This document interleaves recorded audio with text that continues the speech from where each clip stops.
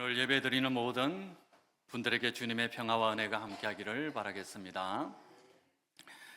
오늘 본문 말씀은 우리들이 너무 잘 아는 내용이죠. 예루살렘 인근에 베다니라는 마을이 있었습니다. 그곳에 나사로라는 사람이 살고 있었습니다. 그가 하루는 원인을 알 수 없는 병에 걸려 갑작스럽게 죽었습니다. 죽은 지 나흘 후에 예수님은 나사로의 무덤에 도착했습니다.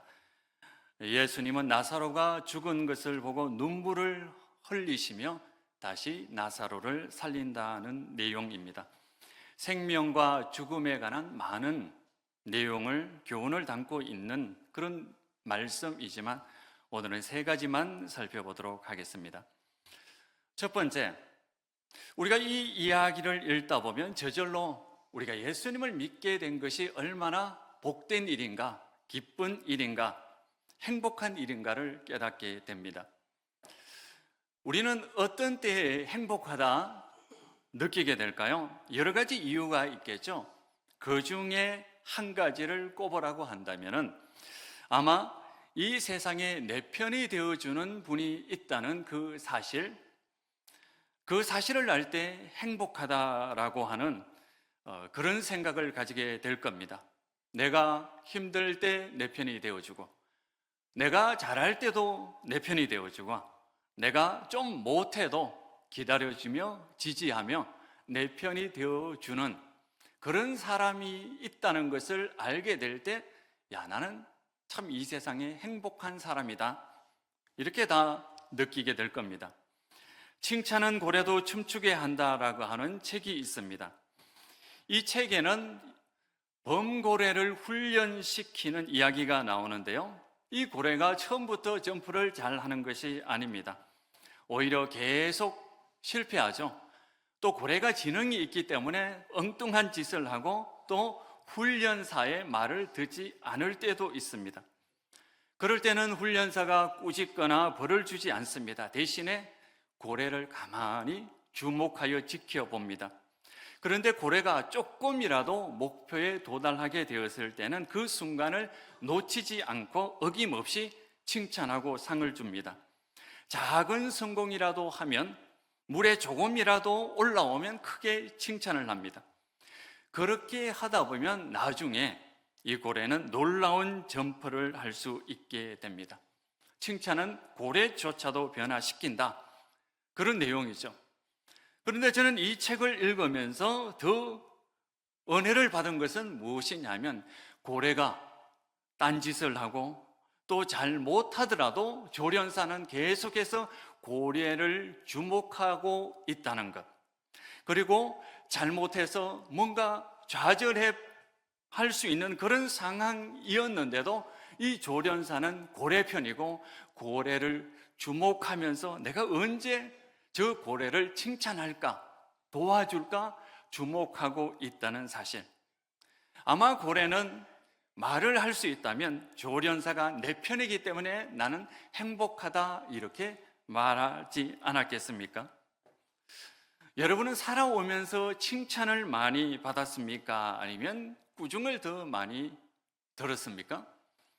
저도 제 인생을 되돌아보면서 생각했습니다.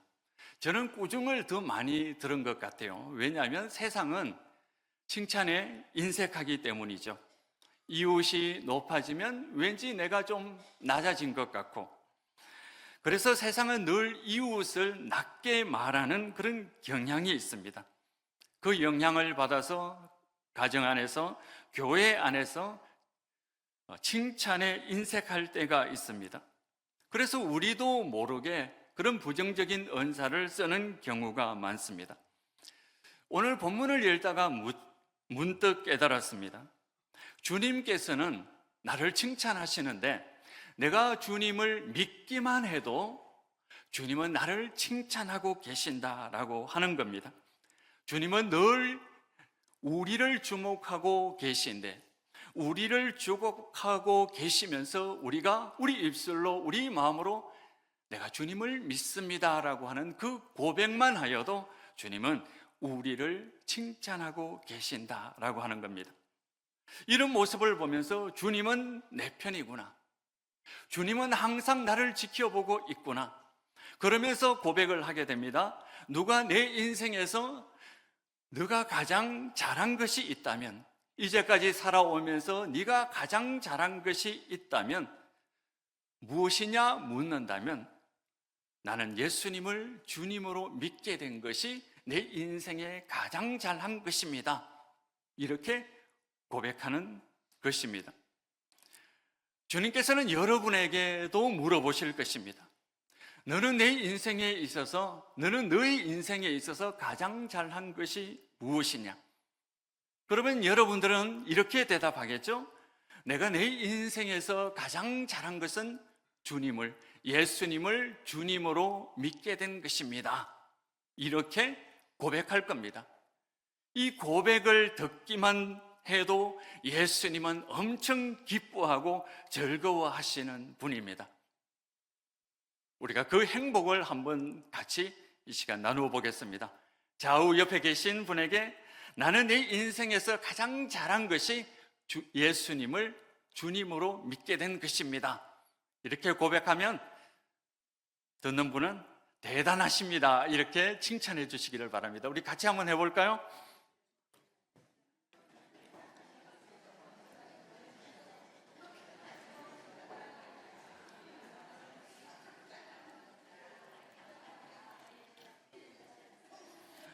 대부분 하시는데 앞에 계신 두 분이 좀 쑥스러워서 가만히 웃기만 하고 계셨습니다.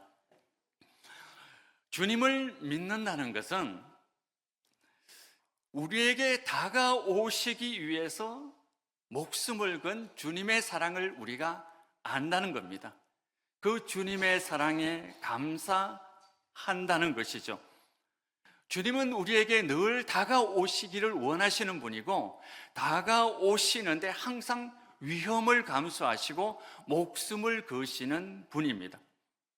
그것을 알고 그것에 대한 고백이 내가 주님을 믿습니다 라고 하는 고백입니다. 오늘 또 한번 보십시오. 오늘 본문은 바로 예수님께서 유대인의 위협을 피해서 멀리 떠나 있는 상태였습니다. 요단강 건너편으로 가서 머물고 계셨습니다. 어느 날 예루살렘 인근 베다니라고 하는 마을에서 마르다와 마리아라는 이 자매가 자신의 동생 나사로가 중한 병에 걸렸습니다 라고 하는 소식을 전해왔습니다.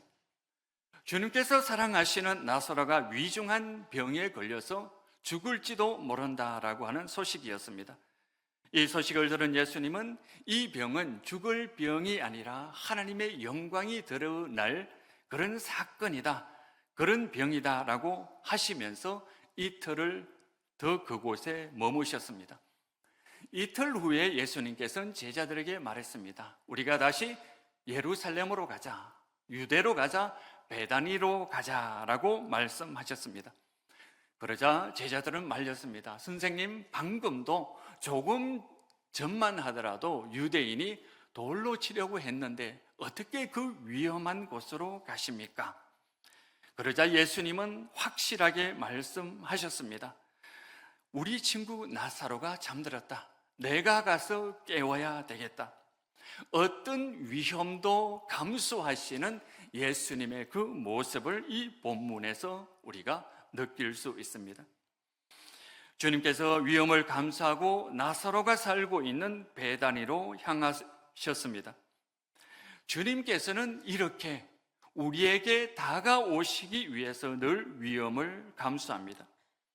그러면 당연히 예수님께서 영광을 받으시고 예수님께서 칭찬을 받으셔야 됩니다.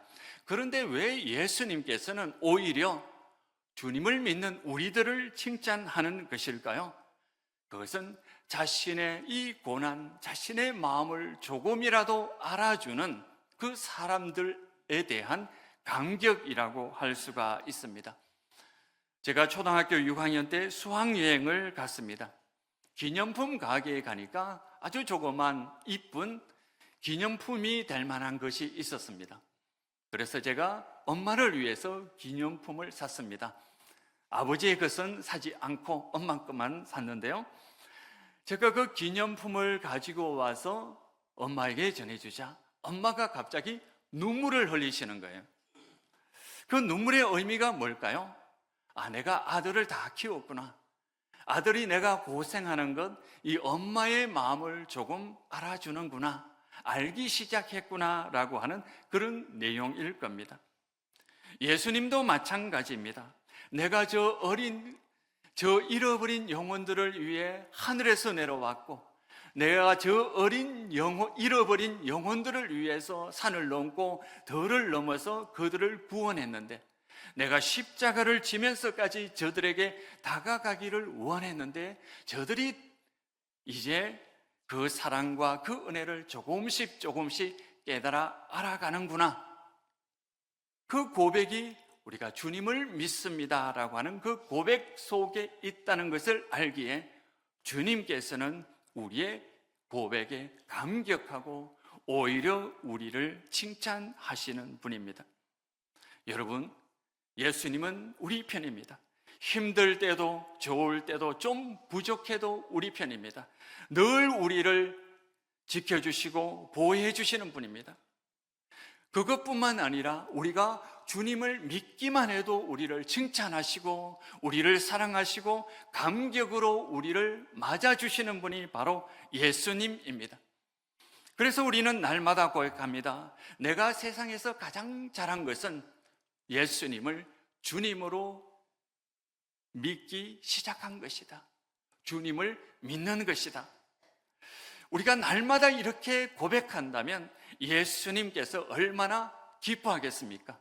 아침과 저녁으로 시간 날 때마다 나는 주님을 믿습니다, 이렇게 고백하며 살아가는, 그래서 주님께 감격을 안겨드리는 믿음의 사람들이 되시기를 바라겠습니다.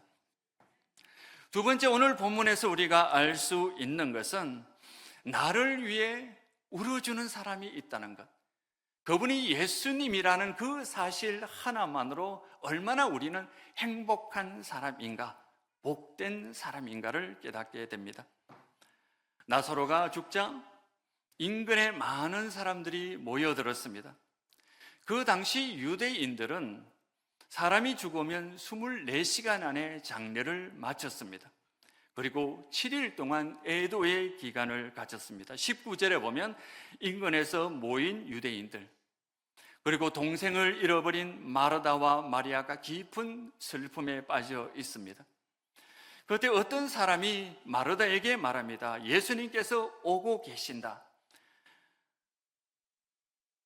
슬픔 가운데 있던 마르다가 예수님의 오신다는 그 말을 듣고 마을 인근까지, 입구까지 뛰어갑니다.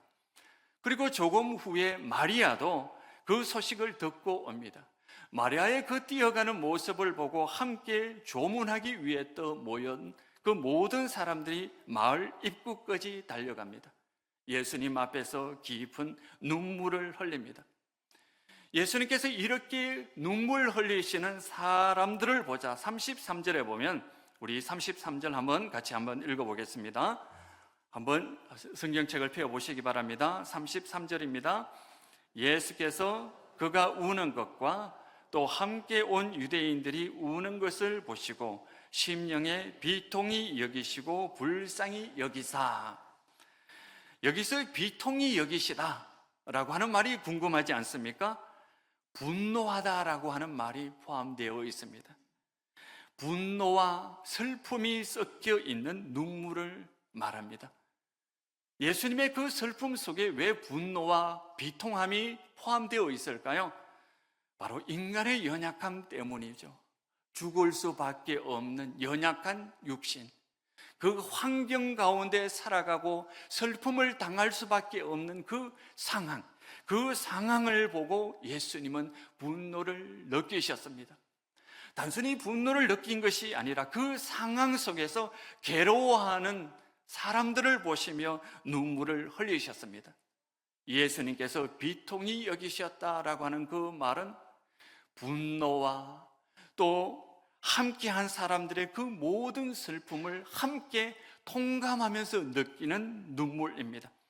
35절에 보면 예수께서 눈물을 흘리시더라.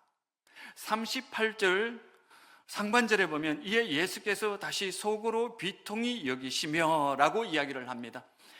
예수님은 죽음에 처한 인간의 운명, 우리를 힘들게 하는 그 환경, 우리를 고통스럽게 하는, 주님의 자녀들을 힘들게 하는 그 모든 고통스러운 환경을 보고 분노하시면서 그 가운데 눈물 흘리고 있는 주의 자녀들과 함께 눈물을 흘리고 비통히 여기시는 분이라는 것을 오늘 이 모습을 통해서 우리가 알 수 있습니다. 사람들은 뜻하지 않게 많은 어려움을 만날 수 있습니다. 그때 누군가의 위로의 말이 도움이 될 수도 있습니다. 그런데 오늘과 같은 동생이 죽었거나 정말 큰 어려움이 있을 때에는 사람의 말이 아무 도움이 되지 않습니다. 그때는 무엇이 도움이 되나요? 내 곁에 와서 아무 말을 하지는 않지만 그럼에도 내 마음을 깊이 동감하고 눈물 흘려주고 같이 고통스러워하는 그 눈물이야말로 우리에게 큰 위로가 됩니다. 마음의 고통을 함께 나누며 울 사람이 우리에게는 필요합니다. 우리가 슬퍼하는 것을 함께 슬퍼하는 분, 내가 서러워하는 것을 함께 비통하게 여기며 고통 가운데 눈물을 흘리시는 분이 바로 예수님입니다. 2006년 EBS 지식 채널에 보면 늑대들의 합창이라고 하는 짧은 동영상을 방송한 적이 있습니다. 그 내용은 이런 내용입니다. 1년 중 대부분의 계절이 겨울이고 영하 30도가 넘는 툰드라 지역에 살고 있는 이 늑대 무리들에 관한 내용입니다. 그들은 달을 태양처럼 여기면서 어둠에 다니는 동물들입니다. 그 어려움을 이겨내고자 그들은 공동체 생활을 합니다. 한번 부부의 연을 맺으면 절대로 헤어지지 않습니다. 평생을 함께 살아갑니다. 새끼가 공동체에 태어나면 함께 돌봅니다. 우두머리 늑대는 할 일이 정말 많습니다. 공동체 내의 질서와 평화를 유지하기 위해서 최선을 다합니다. 그리고 우두머리 늑대에게 있어서 가장 중요한 것은 사냥감을 찾는 것입니다. 사냥감을 정탐할 때 홀로 우두머리 늑대는 무리 밖으로 나와서 긴 여정을 합니다. 때로는 3일, 4일 걸릴 때도 있습니다. 그래도 먹잇감을 찾지 못할 때가 있습니다. 지치고 무리에 대한 미안한 마음을 가지고 무리에게로 되돌아옵니다. 그러면 우두머리 늑대는 미안하고 슬프고 미래에 대한 불안한 감을 가지고 울음을 울기 시작합니다. 그러면 그 울음소리를 듣고 함께 있는 늑대 무리들이 함께 그 울음을 따라 웁니다. 그들은 함께 한창 울고 나면 그 울음에 동참한 모든 늑대들이 함께 새로운 힘을 얻습니다. 다시 우두머리 늑대를 중심으로 다시 뭉쳐서 사냥을 하고 그렇게 공동체는 다시 존속할 수 있게 됩니다. 그만큼 우두머리 늑대의 그 울음소리, 그리고 그 울음소리에 함께 화답하는 무리들이 있기 때문에 공동체는 유지될 수 있다는 겁니다. 함께한 유대인들 마르다와 마리아 그리고 예수님은 함께 한창을 울었습니다. 사람들에 대한 미안함, 현실에 대한 비통함을 함께 나누는 울음이었습니다.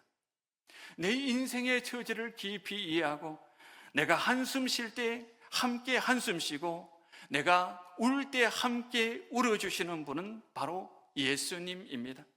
이 얼마나 행복하고 감격스러운 일입니까? 우리는 외로워하지 않아도 됩니다. 날마다 감사하며 우리와 함께 하시는 이 예수님의 그 은혜를 생각하며 나아가는 그런 귀한 발걸음이 될 수 있습니다. 왜냐? 예수님은 우리 편이 되어 주시기 때문입니다. 내가 잘할 때도 예수님은 우리 편이 되어 주실 것이고, 내가 못할 때도 예수님은 우리 편이 되어 주실 겁니다.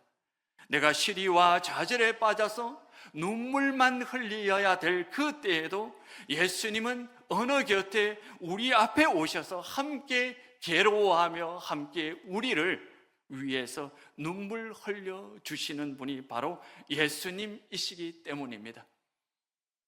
그래서 우리는 늘 이 예수님께서 함께 하신다라고 하는 그 사실을 생각하며, 야, 내가 예수님을 믿는다는 것이 얼마나 행복한 일인가. 주님, 내가 예수님을 믿습니다. 이렇게 날마다 고백하는 여러분들이 되시기를 바랍니다. 세 번째, 예수님은 우리에게 돌을 옮겨라 라고 합니다. 예수님께서는 나사로의 무덤 앞에서 우리에게 말씀하십니다. 돌을 옮겨 놓아라. 그 돌 뒤에는 나사로의 죽음이 있습니다. 우리가 어떻게 할 수 없는 현실이 있습니다. 우리가 도저히 우리 힘으로 할 수 없는 것, 우리 지혜로 할 수 없는 것, 사람의 힘으로 감당할 수 없는 죽음과 같은 현실이 놓여 있습니다. 그 앞에서 예수님은 돌을 옮겨 놓아라 라고 말씀하십니다. 우리가 그 돌을 옮겨 놓기만 한다면 우리는 할 필요가 없습니다. 왜냐? 우리는 아무것도 할 수 없기 때문에 주님께서 다 하실 것입니다. 우리의 돌은 무엇일까요?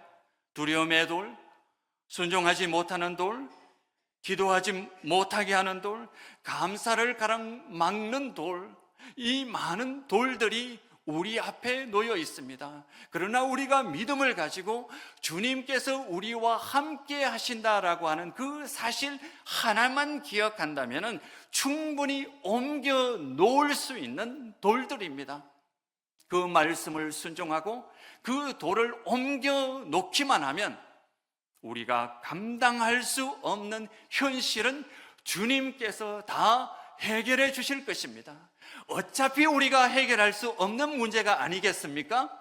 그 모든 것들을 주님께 맡기며 내가 할 수 있는, 주님께서 우리에게 명하시는 돌을 옮겨 놓으시는 모든 성도들이 되기를 바라겠습니다. 우리는 얼마나 행복한 사람입니까? 주님이 내 편이시고, 주님은 나를 칭찬해 주시고, 내가 어려울 때 나를 위해 내 등을 어루만지고 나를 위해 눈물 흘리시는 분이 바로 예수님이시기 때문입니다. 그리고 우리 앞에 우리가 옮겨야 될 돌이 무엇인지 우리 가슴속에 말씀해 주시는 분이 바로 예수님이시기 때문입니다. 그 말씀을 따라 순종하며 나아갈 때 새로운 삶, 새로운 은혜를 경험하게 될 것입니다. 하나님의 은혜와 사랑을 마음껏 누리며 행복한 삶을 살아가는 귀한 성도의 삶이 되시기를 바라겠습니다. 기도하겠습니다. 하나님 아버지, 늘 우리 편이 되어 주시니 감사드립니다. 늘 우리를 칭찬해 주시니 감사드립니다. 하나님 아버지, 하나님을 믿습니다. 예수님을 믿을 수 있도록 은혜를 베풀어 주신 그 모든 은혜 감사드립니다. 주께서 우리에게 명하시는 그 작은 돌은 내가 옮겨 놓아라, 이 말을 순종하기를 원하오니 도와주시옵소서. 그래서 주님께서 새로운 생명으로 이끌어 주시는 그 은혜를 누릴 수 있는 귀한 발걸음이 될 수 있도록 저희들을 인도하여 주시옵소서. 예수님 이름으로 기도드리옵나이다. 아멘.